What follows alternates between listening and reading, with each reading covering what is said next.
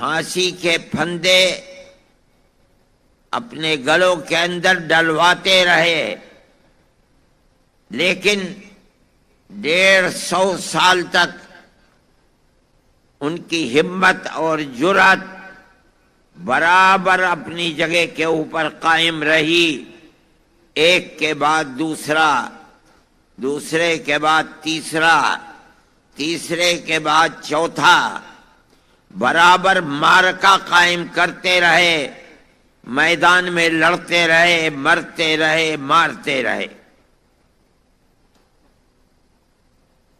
برادران وطن کو ساتھ لیا۔ جب بالکل ابتدا میں 1803 سے علماء نے مدرسوں کو چھوڑ کر میدان میں آ کر انگریز کے حکومت ایسٹ انڈیا کمپنی کی مخالفت کی تھی، وہ دور بہت سخت دور تھا۔ تنہا میدان کے اندر صرف اور صرف علماء تھے جنہوں نے اعلان کیا کہ انگریز کی غلامی حرام ہے۔ لیکن سن 1831 میں جب بالا کوٹ کے میدان میں شکست کا سامنا ہوا تو انہوں نے برادران وطن کو ساتھ لیا، ان کے اندر ملک کو آزاد کرنے کا، کرانے کا شعور پیدا کیا، یہاں تک کہ 1857 کا معرکہ ہوا جس میں ہندو اور مسلمان دونوں شریک تھے، وہاں بھی شکست ہوئی۔ پھر 1880 سے لے کر 85 تک کانگریس کا وجود ہوا۔ حضرت گنگوہی رحمت اللہ علیہ سے ایک فتویٰ لیا گیا، پوچھا گیا کہ غیر مسلموں کی ایک جماعت قائم ہوئی ہے کانگریس، مسلمان جو تقریباً 80 سال سے ملک کی آزادی کے لیے قربانی دے رہے ہیں، کیا مسلمانوں کو ہندوؤں کے ساتھ اشتراک کر کے ملک کی آزادی کے لیے ان کو ساتھ لیا جائے اور اس میں شرکت کی جائے؟ حضرت گنگوہی رحمت اللہ علیہ کا فتویٰ آج بھی موجود ہے۔ انہوں نے فرمایا کہ اگر دین اور شریعت کی کوئی مخالفت نہیں ہوتی تو مسلمان کا ہندوؤں کے ساتھ اشتراک عمل جائز ہے۔ چنانچہ کانگریس میں داخل ہوئے۔ کانگریس کا بنیادی مقصد اس وقت صرف یہ تھا کہ 1831 اور 1857 میں جو 2 جنگیں ہو گئی ہیں انگریزی حکومت کے ساتھ، اور جو انگریزی حکومت ملکہ برطانیہ سے لے کر یہاں تک جو ہندوستانیوں کے خلاف ایک ذہن بن گیا ہے، اس ذہن کو بدلا جائے۔ ملک کی آزادی ان کے سامنے نہیں تھی۔ آپ اگر تاریخ کو پڑھیں گے، سن 85 اور 83 کے اندر جو بات کانگریس کے جلسوں میں کہی گئی ہے وہ ملک کی آزادی کی نہیں ہے، بلکہ وہ صرف اتنی بات ہے کہ ہمارے اور ملکہ برطانیہ کی حکومت کے درمیان میں جو غلط فہمیاں پیدا ہو گئی ہیں ہم ان کو دور کرنا چاہتے ہیں۔ لیکن کانگریس کو اس نقطۂ نظر پر لا کر جمع کرنا کہ نہیں، ملک کی آزادی کے لیے کام کرنا چاہیے، یہ صرف ان مسلمانوں کا کام ہے جو حضرت گنگوہی رحمت اللہ علیہ کے فتوے کی بنیاد پر کانگریس میں گھسے اور کانگریس کے نقطۂ نظر کو تبدیل کر دیا۔ برابر یہ چیز چلتی رہی اور جمعیت علماء اپنا کام کانگریس کے اندر گھس کر کرتی رہی۔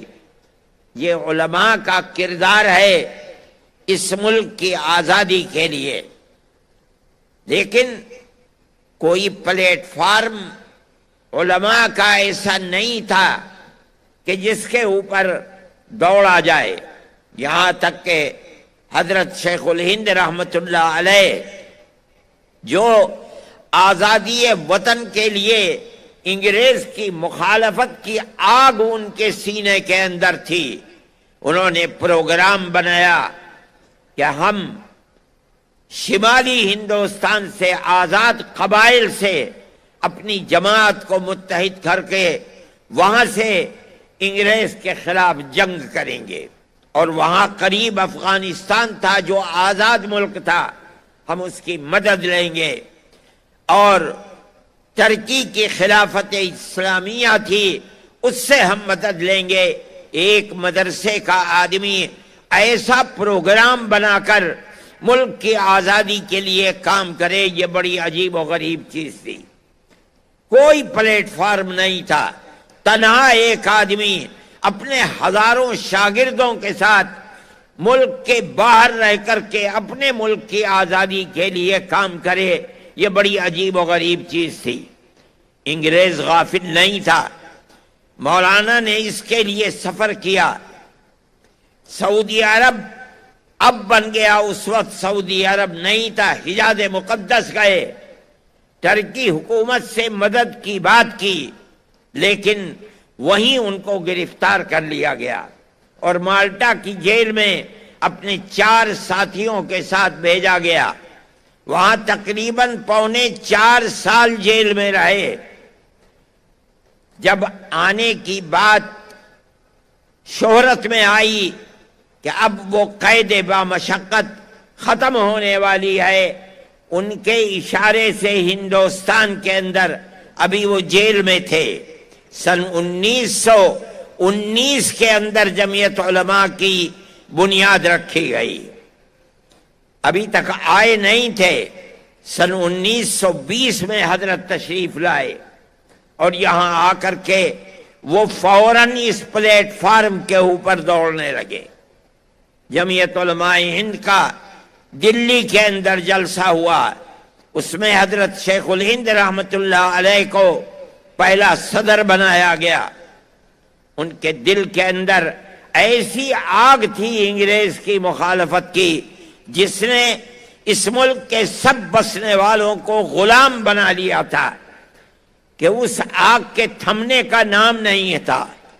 وہ برابر لڑتے رہے یہاں تک کہ اس دنیا سے چلے گئے۔ ان کے بعد ان کے شاگردوں نے جمعیت علماء کو اٹھایا اور وہ انتہائی قوت کے ساتھ میدان کے اندر اترے، جیل جاتے رہے۔ مولانا مفتی کفایت اللہ صاحب ان کے شاگرد تھے، مولانا مدنی ان کے شاگرد تھے، مولانا احمد علی لاہوری ان کے شاگرد تھے۔ ان لوگوں نے اٹھایا اور اٹھا کر ملک کی آزادی کے لیے چلے، بار بار جیل جاتے رہے۔ کم و بیش اپنی 80 سالہ زندگی میں 10 سال انگریز کی جیلوں کے اندر گزارا۔ کیوں؟ اپنے اقتدار کے لیے نہیں، کرسی اقتدار پر بیٹھنے کے لیے نہیں، بلکہ اپنے ملک کو آزاد کرانے کے لیے۔ جیسے جیسے ملک کی آزادی قریب آتی تھی اور یہ معلوم ہوتا تھا کہ انگریز بھارت کی سرزمین کے اوپر نہیں رہ پائے گا، ویسے ہی ویسے وہ کانگریس کے لیڈر مہاتما گاندھی، موتی لال نہرو، جواہر لال نہرو، جمعیت علماء ہند کے پلیٹ فارم سے ان سے بار بار پوچھا جاتا تھا کہ ہمیں یہ یقین دلاؤ کہ ملک آزاد ہوگا تو ملک کا دستور سیکولر دستور ہوگا، جس کے اندر اگرچہ ہندو ملک کی اکثریت ہے لیکن ہر اقلیت کو اپنی مذہبی آزادی کے ساتھ جینے کا حق ہوگا۔ اور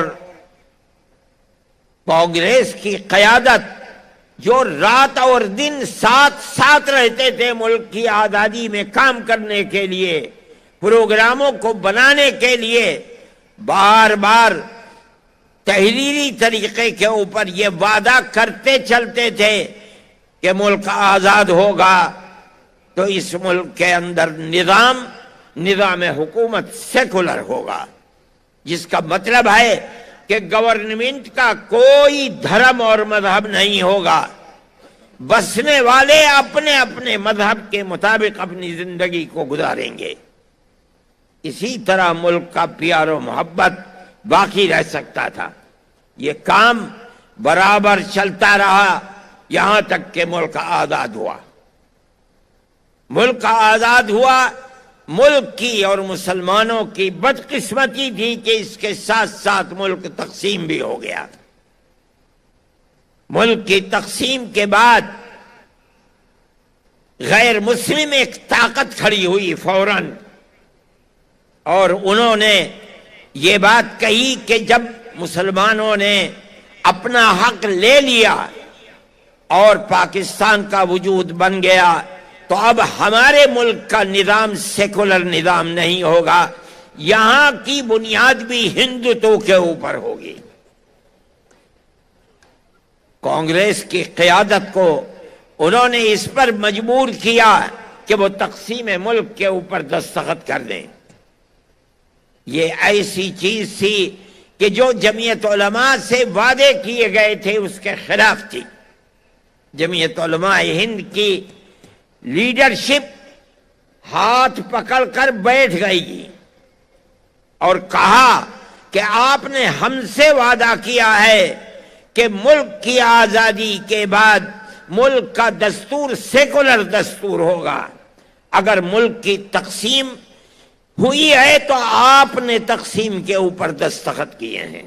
ہماری ٹوپیاں اچھلتی رہی ہیں، ہماری پگڑیاں پیروں کے اندر روندی گئیں، مگر ہم اپنے اس نقطۂ نظر سے پیچھے نہیں ہٹے کہ ملک تقسیم نہیں ہونا چاہیے۔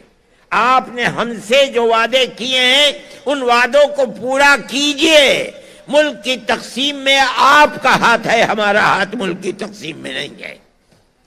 یہ اتنی بڑی چیز تھی، شریف لوگ تھے، ان کو مجبور کر دیا کہ ملک کی تقسیم اگرچہ ہو گئی ہے لیکن ہندوستان کا دستور سیکولر دستور بنے گا۔ مسلمانوں کا قتل عام ہو رہا تھا۔ سب سے پہلی چیز جس نے ملک کو نقصان پہنچایا ہے اور فرقہ پرستی کی لعنت بڑھی ہے وہ گاندھی جی کا قتل تھا۔ گاندھی جی جو کچھ کر رہے تھے، جو سبھائیں روزانہ بناتے تھے، وہ مسلمانوں کے قتل کو روکنے کے لیے، لیکن ملک کی نہیں بلکہ کانگریس کی وہ طاقت جس کے رگ و ریشے کے اندر فرقہ پرستی تھی، وہ طاقت نہیں چاہتی تھی، یہاں تک کہ اسی قاتل نے مولانا آزاد کے کہنے کے مطابق گاندھی جی کا قتل کرایا۔ گاندھی جی کا قتل در حقیقت سیکولرزم کا قتل تھا۔ اس کے بعد سے ملک کے حالات بدلنے شروع ہوئے، فرقہ پرستی بڑھنے لگی اور ایسی بڑھنے لگی کہ آپ اور میں جانتے ہیں کہ سن 47 کے کچھ ہی دنوں کے بعد فسادات کا سلسلہ شروع ہوا۔ کوئی ہندوستان کا قابل بیان ایسا شہر نہیں ہے جہاں فرقہ پرستوں کے ہاتھوں مسلمان کا خون نہ بہا ہو، ان کی دولت نہ لوٹی ہو، آگ نہ لگائی گئی ہو۔ یہ سب کیا ہو رہا تھا؟ فرقہ پرستی تھی، فرقہ پرستی کا جنون تھا۔